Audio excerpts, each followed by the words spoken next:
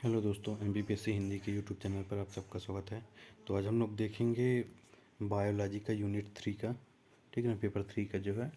तो केंद्रक की आंतरिक संरचना देखेंगे। ये क्लास 5 है बायोलॉजी की, ठीक है ना। तो इसमें देखेंगे केंद्रक की संरचना, आंतरिक संरचना, ठीक है ना।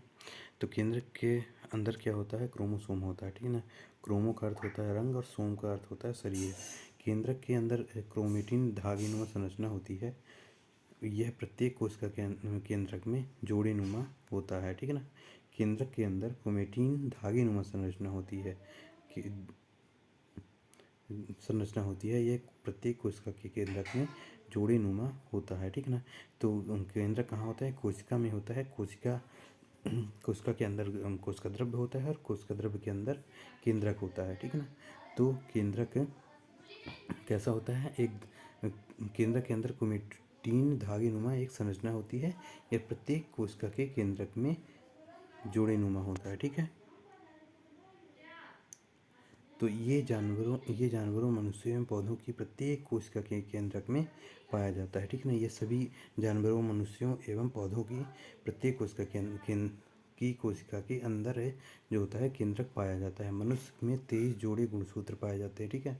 खोज किसने की थी? वाल्थर फ्लेमिंग ने इसकी खोज की थी, ठीक है ना। वाल्थर फ्लेमिंग ने इसकी खोज की थी। गुणसूत्र की संख्या कितनी है? संख्या देखते हैं। जीवों की किसी भी जाति में गुणसूत्रों की संख्या निश्चित होती है। बेंडन तथा पोवेरी ने यह बताया था, ठीक ना। विशेषता क्या है? यह आनुवांशिक दूत के रूप में कार्य करता है। यही आनुवांशिक लक्षणों का स्थानांतरण करते हैं। यह किसने बताया था? मॉर्गन ने, ठीक है। नेक्स्ट देखते हैं गुणसूत्र की भौतिक संरचना।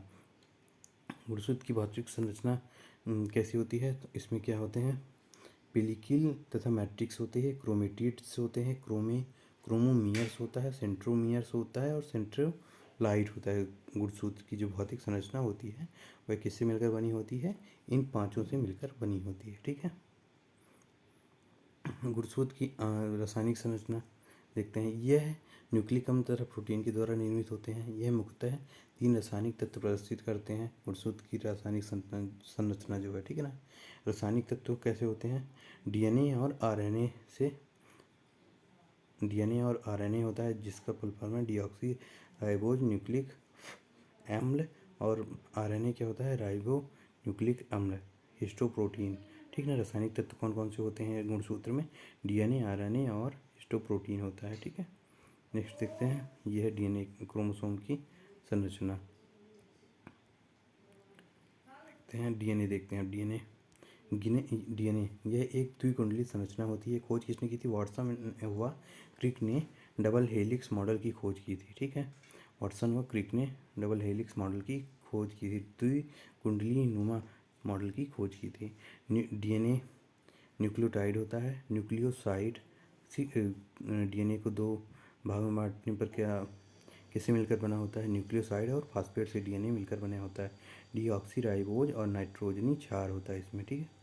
और नाइट्रोजनी क्षार किससे बना होता है? एडेनिन, गुआनिन, साइटोसिन, थायमिन से बना होता है, ठीक है ना। डीएनए जो होता है, ठीक है ना। अब यही थायमिन अनुपस्थित होता है तो आरएनए हो जाता है, जो आरएनए में क्या होता है? यूरेसिल पाया जाता है। नाइट्रोजनी क्षार देखते हैं। डीएनए में यह एडेनिन, गुआनिन, साइटोसिन, थायमिन में विभक्त रहता है, ठीक है ना। इसमें कोडित सूचना को जेनेटिक कोड कहा जाता है। जिनकी सर्वप्रथम खोज किसने की थी? जोहानसन नामक वैज्ञानिक ने की थी। यह आनुवंशिकी की सूक्ष्मतम इकाई होती है, ठीक है ना। डीएनए जो होता है आनुवंशिकी की सूक्ष्मतम इकाई होती है। जीन में ही जेनेटिक कोड अर्थात आनुवंशिकीय सूचना संग्रहित रहती है। इसी के निर्देशन से राइबोसोम प्रोटीन का निर्माण करते हैं। इसी के निर्देशन से राइबोसोम जो होते हैं प्रोटीन का निर्माण करते हैं, ठीक है। जीन के समूह को का जीनोम कहते हैं। जीन के समूह को क्या कहते हैं? जीनोम कहते हैं। 4 नाइट्रोजनी क्षार में ए सदैव टी के साथ, सी जी के साथ जुड़ा रहता है। 4 नाइट्रोजनी क्षार में ए सदैव टी के साथ, सी जी के साथ जुड़ा रहता है, ठीक है। जंक डीएनए देखते हैं। जंक डीएनए क्या होता है? डीएनए का वह भाग जिस पर कोई आनुवंशिक कोड या जीन नहीं पाए जाते हैं क्या कहलाता है? जंक डीएनए कहलाता है, ठीक है। और सैटेलाइट डीएनए क्या कहलाता है? डीएनए का वह भाग जिसमें आनुवंशिक कोड या जीन की कई बार पुनरावृत्ति होती है उसे क्या कहते हैं? सैटेलाइट डीएनए कहते हैं। प्लाज्मा जीन क्या होता है? केंद्रक के बाहर पाए जाने वाले जीन को प्लाज्मा जीन कहते हैं। डीएनए के प्रकार क्या होते हैं? A DNA, B DNA, Z DNA, 3 प्रकार के होते हैं। ठीक है, डीएनए के कार्य देखते हैं। डीएनए देखिए, ये द्विकुंडली डबल हेलिक्स मॉडल, या डीएनए इस प्रकार का होता है। ठीक है, स्ट्रक्चरल फॉर्म्स ऑफ डीएनए, ये देख ले, ऐसा होता है डीएनए। ठीक है, डीएनए कार्य देखते हैं। प्रतिकृति देखते हैं। आनुवांशिक जानकारी को एक पीढ़ी से दूसरी पीढ़ी तक पहुंचाना क्या होता है?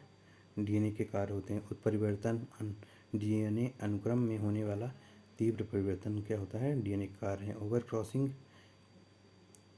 विकास की एक प्रक्रिया जिसमें विकसित जीन ही अगली पीढ़ी तक पहुंचता है, जबकि अविकसित जीन नहीं पहुंचता है, तो क्या कहलाता है? डीएनए के कार्य हैं ये। ठीक है, नेक्स्ट देखते हैं, आरएनए देखते हैं। आरएनए कैसे कैसे निर्मित होता है? न्यूक्लियोसाइड से बना होता है और फास्फेट से बना होता है। न्यूक्लियोसाइड दो भागों में बटा होता है, राइबो शुगर और नाइट्रोजनी क्षार। ठीक है ना, नाइट्रोजनी क्षार जो होता है वह चार में बटा होता है, एडेनिन, गुआनिन, साइटोसिन और यूरेसिल। और यही यूरेसिल की जगह डीएनए में क्या होता है? थायमीन होता है। यह एकल कुंडली नुमा संरचना है। इसका संरचना मॉडल वाटसन व आर्थर अर्ग ने दिया है। ठीक है ना, इसमें भी डीएनए की तरह 4 नाइट्रोजनी क्षार पाए जाते हैं। इसमें भी डीएनए की तरह 4 नाइट्रोजनी क्षार पाए जाते हैं आरएनए में। ठीक है ना, आरएनए के प्रकार देखते हैं। MRNA, RNA, tRNA.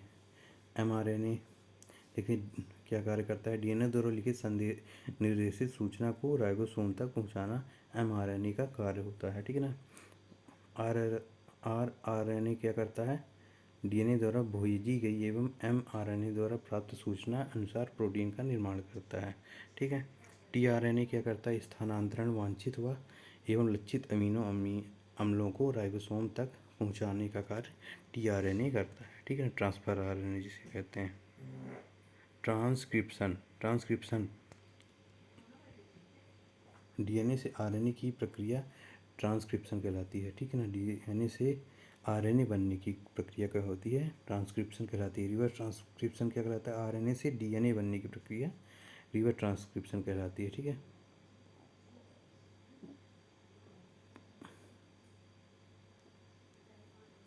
डुप्लीकेशन क्या कहलाता है? डीएनए से आरएनए तथा आरएनए से डीएनए बनने की प्रक्रिया जो होती है वह क्या कहलाती है? डुप्लीकेशन कहलाती है। नाइट्रोजनी क्षार का विभाजन क्या होता है?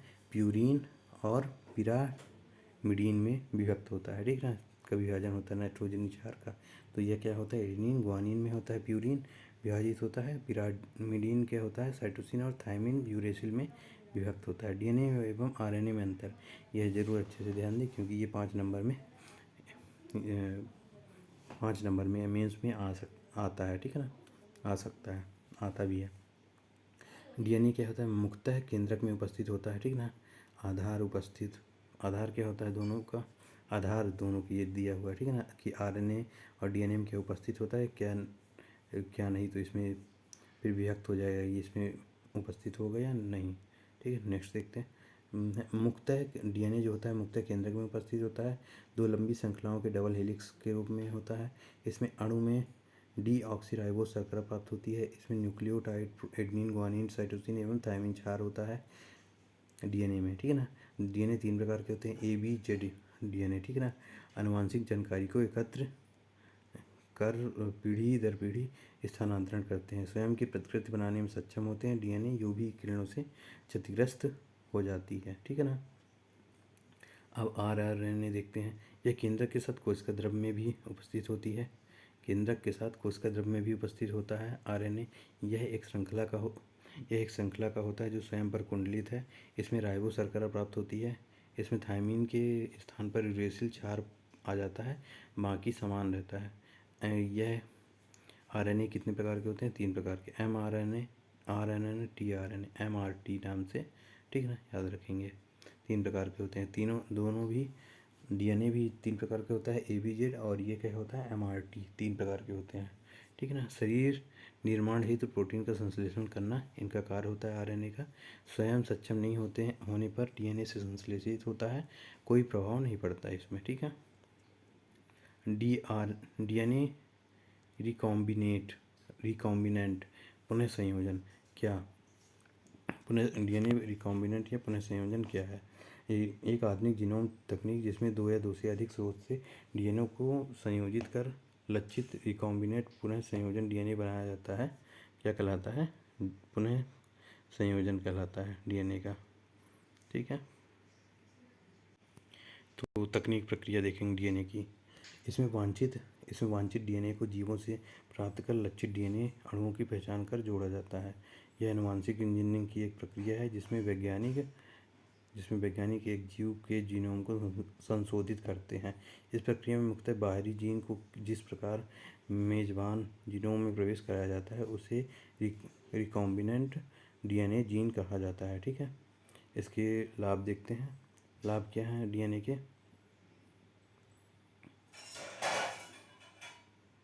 डीएनए के लाभ क्या हैं? क्लोनिंग करने में, कीट प्रतिरोधी फसल विकसित करने में, जैसे बीटी कॉटन और बैगनी की फसल विकसित करने में, आनुवांशिक